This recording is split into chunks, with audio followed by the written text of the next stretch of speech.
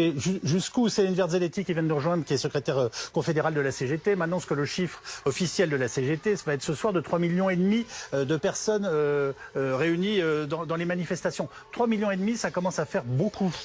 Oui, si vous me permettez, je vais éviter de commenter les chiffres de la CGT. Je préfère me fonder sur les chiffres qui sont donnés par les autorités, qui permettent une comparaison de semaine en semaine et même une comparaison par rapport aux autres réformes qui ont eu lieu, parce que je veux rappeler quand même que la réforme qui a eu lieu en 2010 et qui était la dernière réforme au cours de laquelle on a repoussé l'âge légal de départ à la retraite, eh bien, avait des niveaux de mobilisation qui étaient assez similaires. Donc, l'idée, ce n'est évidemment pas de nier la force de la mobilisation.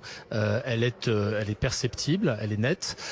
Néanmoins, il y a une légitimité dans la rue, il y a aussi une légitimité au Parlement. Le Sénat est en train de discuter du texte. Malheureusement, à l'Assemblée, comme vous le savez, nous n'avons pas pu aller jusqu'au bout de l'examen du texte du fait des stratégies d'obstruction qui ont été menées notamment par la France insoumise. Je le regrette. J'espère néanmoins que nous arriverons au sortir de l'examen par le Sénat, eh bien, à voter le texte, à dégager une majorité sur ce texte et à ne pas utiliser l'article 49.3. Je pense que nous pouvons y arriver.